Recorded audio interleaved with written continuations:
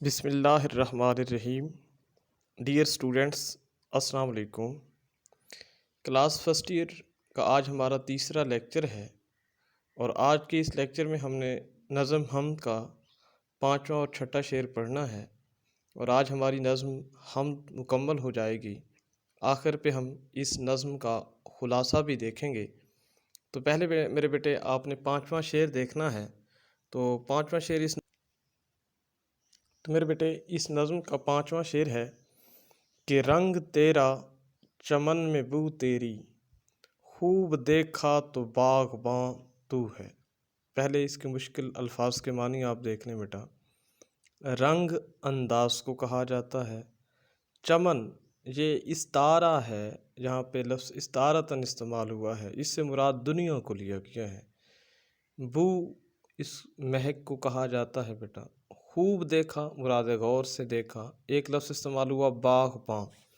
باغباں نگرانی کرنے والے کو، نگہبانی کرنے والے کو کہا جاتا ہے۔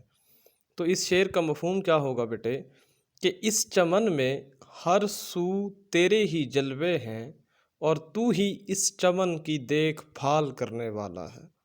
تو اب بیٹا اس کی تشریح دیکھیے گا۔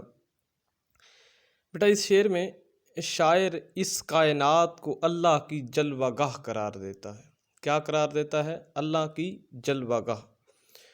اور وہ اس کائنات کے لیے چمن کا استعارہ استعمال کرتا ہے۔ یہاں پہ علم بیان سے کام لیا گیا، اور علم بیان کے قاعدے کو کون سے کو برتا گیا؟ استعارہ کو۔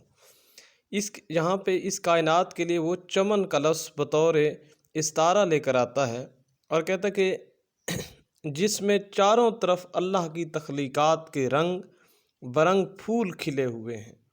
یہ پھول اپنی خوشبو اور رنگ سے صرف اپنے ہونے کی گواہی نہیں دیتے، بلکہ اپنے بنانے والے کی گواہی بھی دیتے ہیں۔ ہمارے ہاں صوفیاء میں اس تصور کے لیے وحدت الشہود کا تصور بھی پایا جاتا ہے، جس کے مطابق یہ کائنات اپنے بنانے والے کی جلوہ گاہ ہے۔ مختصر بات کہنے کا مطلب یہ ہے بیٹا کہ اس کائنات میں جتنی بھی چیزیں ہیں وہ نہ صرف اپنا اظہار کر رہی ہیں، بلکہ اپنے مالک رب ذوالجلال کا بھی اظہار کر رہی ہیں۔ پھولوں کے کھلنے میں، درختوں کے بڑھنے میں، یہ ساری جو ہے وہ مالک رب ذوالجلال کی نشانیاں موجود ہیں۔ پھر شاعر اللہ کے لیے میزبان کی صفت استعمال کرتا ہے، اور ہمیں یہ پیغام دے رہا ہے کہ اللہ اس کائنات کا خالق اور مالک ہونے کے ساتھ ساتھ نگہبان بھی ہے۔ دوسرا مصرعہ کیا تھا؟ خوب دیکھا تو باغباں تو ہے۔ تو باغباں نگہبان کو کہا جاتا ہے۔ تو اس کائنات کا صرف اس نے بنایا نہیں ہے، بلکہ اس کائنات کو چلانے والا بھی ہے۔ وہی اس کی دیکھ بھال کرنے والا ہے۔ وہی دن کو رات اور رات کو دن میں تبدیل کرتا ہے۔ وہی پھولوں کو خوشبو اور رنگ عطا کرتا ہے۔ وہی کھانوں اور پھلوں میں ذائقے پیدا کرتا ہے۔ وہ صرف ایک ہی ہے جو ہواؤں کو چلنے کا حکم دیتا ہے، جو چاند اور سورج کی گھٹتی بڑھتی منزلوں کو تعین کرتا ہے۔ وہی ہر مخلوق کو رزق عطا کرتا ہے۔ وہی خدا ہے جو اپنی مخلوق سے بیٹا محبت کرتا ہے اور اسے اپنا ایک خاندان قرار دیتا ہے۔ وہ کیا خوبصورت شعر جگر مراد آبادی نے کہا تھا کہ ہر جلوے کو دیکھا تیرے جلووں سے منور، ہر بزم میں تو انجمن آرا نظر آیا۔ تو زیر بحث شعر میں شاعر کہتے ہیں کہ اے اللہ، اس کائنات کی ہر چیز کے اندر تیری جھلک موجود ہے، تیری جھلک دکھائی دیتی ہے، تیری صفات جھلکتی نظر آتی ہے۔ اے اللہ، تو خود بھی سمیع یعنی سننے والا ہے، اور تو نے اپنے بندوں کو بھی اس صفت سے نوازا ہے۔ اے اللہ، تو بصیر ہے یعنی دیکھنے والا ہے، تیرے بندے بھی اس صفت کے حامل ہیں۔ اے اللہ، تو خود بھی معاف کرنے والا ہے، اور تیرے بندے اگر کسی کو معاف کر دیں تو ان کی یہ ادا تجھے خوب پسند آتی ہے۔ اے اللہ، تو خود انصاف کرنے والا ہے اور اپنے بندوں کو بھی انصاف کرنے کا حکم دیتا ہے۔ تو وہ الطاف حسین حالی کا ایک بڑا خوبصورت شعر ہے جو میں آپ کو یہاں پہ سنانا چاہوں گا، جو اسی مضمون کی جو ہے عکاسی کرتا ہے کہ آفاق میں پھیلے گی کب تک نہ مہک تیری، گھر گھر لیے پھرتی ہے پیغام صبا تیرا۔ دوسرے مصرع میں شاعر کہتے ہیں کہ جب میں نے غور و جب میں نے خوب غور و فکر کیا تو یہ حقیقت مجھ پر عیاں ہوئی کہ اس باغ دنیا کی نگرانی کرنے والی ذات تو خود خدا کی ہے۔ اللہ تعالیٰ دنیا کی ہر چیز پر نظر رکھے ہوئے ہے، جیسے ایک مالی باغ کے ایک درخت پودے پر نظر رکھتا ہے، ایسے ہی اس کائنات کی ہر چیز اس کی نظروں کے سامنے ہے، کوئی بھی اس کی نظروں سے پوشیدہ نہیں۔ وہ ہر ظاہر کو دیکھنے والا بھی ہے اور ہر پوشیدہ کو جاننے والا بھی ہے۔ اسی کے رنگ ہیں جو ہر شے میں نمایاں ہے۔ میر تقی میر نے کہا تھا کہ گلو بلبل بہار میں دیکھا، ایک تجھ کو ہزار میں دیکھا۔ اس شعر میں شاعر ہمارے لیے ایک پیغام چھوڑ رہے ہیں کہ کائنات کی ہر چیز رب کے رنگ میں رنگی ہوئی ہے، اس کی عادات کو اپنایا ہوا ہے۔ وہ اللہ اس ساری دنیا کو ایک نگران کے طور پر دیکھتا ہے، اس کی نظر سب پر ہے، کوئی بھی اس سے پوشیدہ نہیں، سب کچھ اس پر عیاں ہے، یہی اس کی قدرت کی پہچان ہے۔ وہ ہر چیز کو پیدا کرنے والا اور رزاق ہے، وہ ہر شے کو انتہائے کمال تک لے جانے والا ہے۔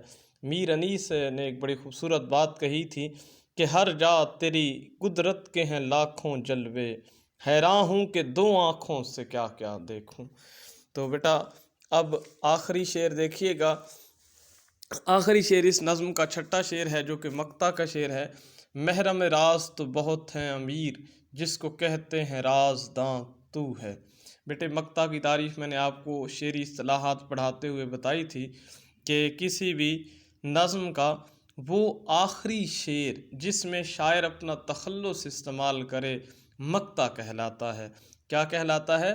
مقطع۔ تو اس شعر میں جو ہے امیر مینائی نے امیر اپنا تخلص استعمال کیا، یہ مقطع کا شعر کہلائے گا۔ اور ایک بات یاد رکھیے گا بیٹا کہ مقطع کا شعر کبھی تشریح میں نہیں آتا، لیکن پڑھا دینا ضروری ہے۔ تو پہلے مشکل الفاظ کے معنی دیکھ لیتے ہیں۔ بیٹا محرم دوست کو، بھیدی کو کہا جاتا ہے، راز پوشیدہ بات کو کہا جاتا ہے، رازداں راز جاننے والے کو کہا جاتا ہے۔ اس شعر کا مفہوم کیا ہوگا؟ اے امیر راز جاننے والے تو بہت ہیں۔ اے امیر اپنے آپ سے مخاطب ہے، اپنی بات کر کہ اے امیر راز جاننے والے تو بہت ہیں، لیکن راز رکھنے والی صرف اللہ کی ذات ہے۔ اب بیٹا اس شعر کی تشریح دیکھیے گا۔ بیٹا امیر مینائی اپنی اس حمد کے مقطع میں خدا کی عظمت کا ایک طرفہ انداز پیش کرتے ہیں کہ اس دنیا میں رہتے ہوئے میرے دوست بہت سے لوگ زندگی مل کر گزارتے ہیں، بہت سے لوگوں کو میرے رازوں کا علم ہے اور لوگوں کے رازوں کو میں جانتا ہوں، مجھے لوگوں پر بھروسہ نہیں ہے، اس طرح لوگ مجھ پر یقین نہیں کرتے۔ دوستی چلتی رہے تو راز رہتے ہیں، لیکن معاملات میں تھوڑا بہت فرق آیا تو فوراً رازوں کو اگلوا دیا۔ یہی انسان کی فطرت ہے۔ شاعر اسی فطرت کی طرف اشارہ کر رہے ہیں کہ ہم رازدار ہونے کا دعویٰ تو بہت کرتے ہیں، لیکن ثابت قدمی کسی کسی کے اندر ہوتی ہے۔ اکثر لوگ ضبط کا بندھن توڑ دیتے ہیں، لیکن اصل رازدار تو اللہ کی ذات ہے۔